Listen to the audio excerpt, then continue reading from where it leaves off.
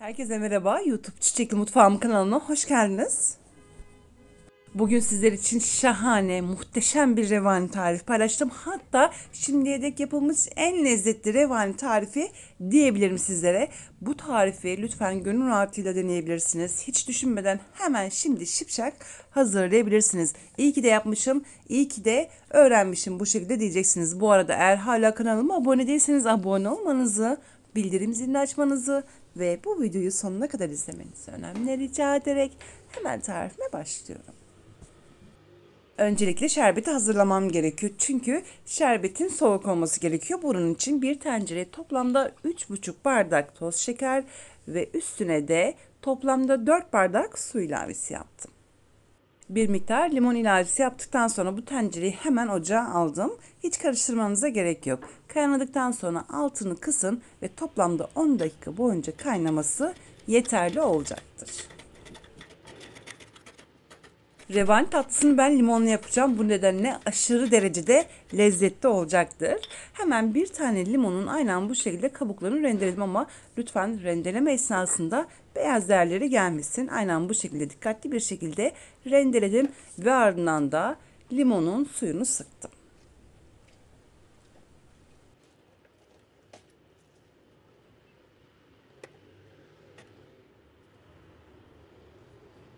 Ve şimdi revani tatlısının hamurunu hemen hazırlamaya başlıyorum. Bunun için bir kaseye yarım bardak toz şeker ve ardından da bir tane limonun kabuğunu ilave ettim.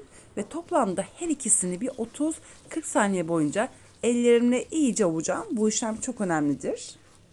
Bu işlem sayesinde limonun kabuğundaki bütün aroma ve de lezzet şu anda açığa çıktı. O yüzden bu işlemi mutlaka yapmanızı tavsiye ediyorum. Lezzetine lezzet katacaksınız. Sadece 30 veya 40 saniye boyunca bu işlemi yapmanız yeterli olacaktır.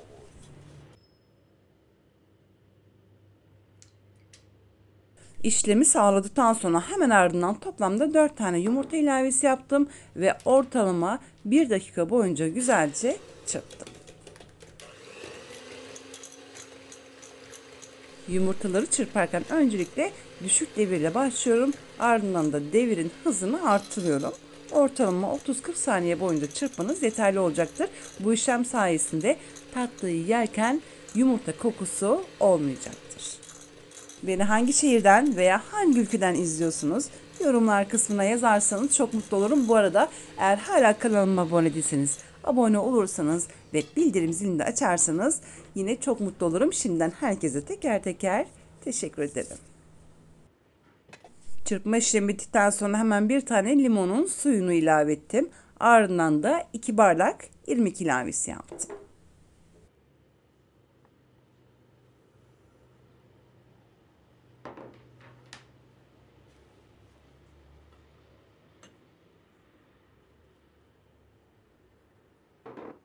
Yarım bardak ayçiçek yağı, 1 bardak süt,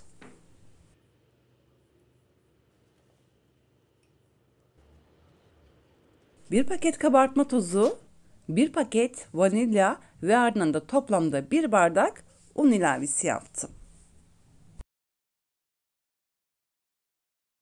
Ve görmüş olduğunuz gibi revani tatlısının hamurunu sadece dakikalar içerisinde hiç yorulmadan hazırladım. Gerçekten de bu emeğinize değecek şahane bir tatlı ortaya çıkacak. Çok iddialıyım. Şimdiye dek yapılmış en lezzetli revani tatlısı diyebilirim.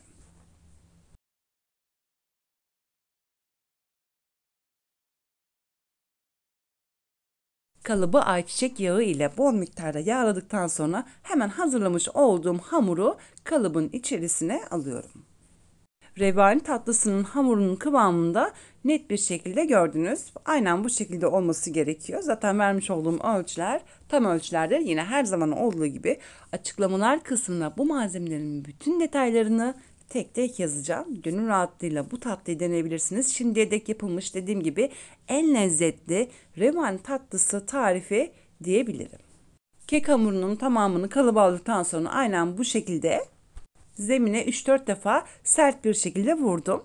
Ve görmüş olduğunuz gibi artık hamuru da hazır ve doğruca bu hamuru fırına veriyorum. 180 derecelik fırın ayarında nar gibi kızarana dek kalacak, ortalama 45 veya 50 dakika sürebilir. Ve şerbeti de ocaktan aldım. Bir kaseye boşalttım ki hızlı bir şekilde soğusun diye. Hiç karıştırmadan ocağa almıştım. Kaynadıktan sonra altını kıstım ve 10 dakika daha kendiliğinden kaynadı. Ardından da hemen böyle bir borcamın içerisine aldım ki hızlı bir şekilde soğusun diye. Ve artık revani tatlısının hamurunu fırından çıkarttım. Ortalama 45 veya 50 dakikanın içerisinde pişti 180 derecelik fırınlarında. Ama lütfen kontrollü olun. Hemen şöyle yakından göstermek istiyorum. Bakın görmüş olduğunuz gibi nar gibi kızarmasını bekledim. Çünkü ne kadar iyi pişerse o kadar lezzetli olur. Daha erken fırından çıkartırsanız tatlı hamur olur. O yüzden de güzel pişmesi çok çok önemlidir. Yüzeyinde aynen bu şekilde çatlaklıklar olabilir. Bunlar gayet normaldir. Ve geldik en önemli püf noktasına. Tepsiyi fırından çıkarttıktan sonra ortam sıcaklığında sadece 8 dakika boyunca beklettim. Ardından da soğuk şerbetini aynen bu şekilde yavaş yavaş verdim. Yani fırından çıkarttıktan sonra bir 8 dakika bekleyelim ki ilk sıcaklığı gitsin diye. Hemen soğuk şerbetini verirseniz tatlımız hamur olabilir. O yüzden lütfen 8 dakikanın sonunda soğuk şerbetini aynen bu şekilde yavaş yavaş verin ki tatlı çok lezzetli olsun. Şerbetin tamamını verdim. 2 saat sonra göreceksiniz ki bu şerbetin tamamını çekmiş olacak. Hemen şöyle yakından da gösteriyorum. Ve aradan toplamda 2 saat geçti. Görmüş olduğunuz gibi tatlı şerbetini tamamen çekmiş. Ve dilimlere kesip hemen şimdi sizlere yakından göstermek istiyorum. Gerçekten de şimdiye dek yapılmış en lezzetli revani tatlısını bu video sayesinde yapacaksınız.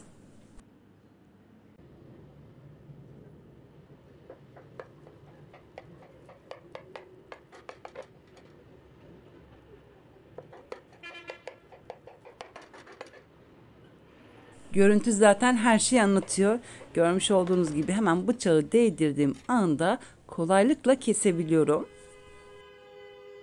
Hemen şöyle kesiyorum. Gerçekten de zaten ne kadar çok lezzetli olduğu buradan da belli oluyor. Bu arada tabii ki de şerbeti tatlıları bir gün boyunca dinlendirirseniz çok çok daha lezzetli olacaktır. Ancak bu tatlıyı şerbetini verdikten sonra 3 saat sonra veya 4 saat sonra da afiyetle yiyebilirsiniz.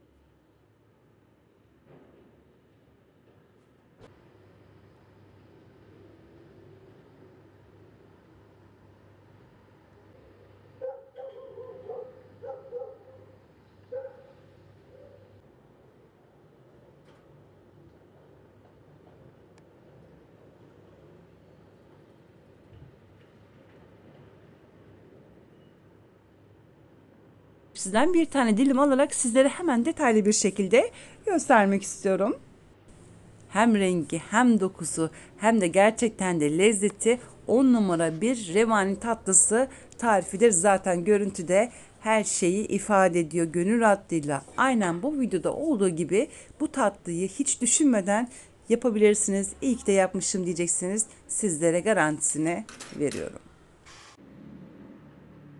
Yapımı çok kolay bir tatlı. Misafirlerinize hemen bu tatlıyı şipşak hazırlayabilirsiniz. İftar sofraları için hazırlayabilirsiniz veya günlük sofralar için hazırlayabilirsiniz.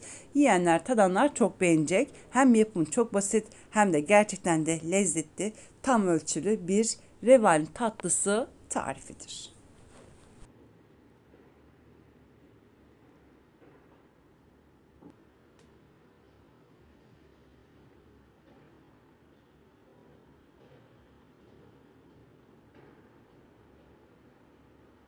bir dilim alarak hemen tadına baktım. Her zaman olduğu gibi yine 10 numara bir sonuç olmuş. Çok lezzetli olmuş. Lütfen bu tatlı tarifimi gönül rahatlığıyla deneyebilirsiniz. Dediğim gibi asla pişman olmayacaksınız. İyi ki de yapmışım diyeceksiniz. Ve böylelikle bir tarifimin daha sonuna geldik. Umarım bu revani tatlısı tarifimi beğenmişsinizdir. Sizlerden gelecek olan mesajları sabırsızlıkla bekleyerek şimdilik vedalaşıyorum. Yarın yeni videomda tekrar görüşmek dileğiyle. Hoşça kalın.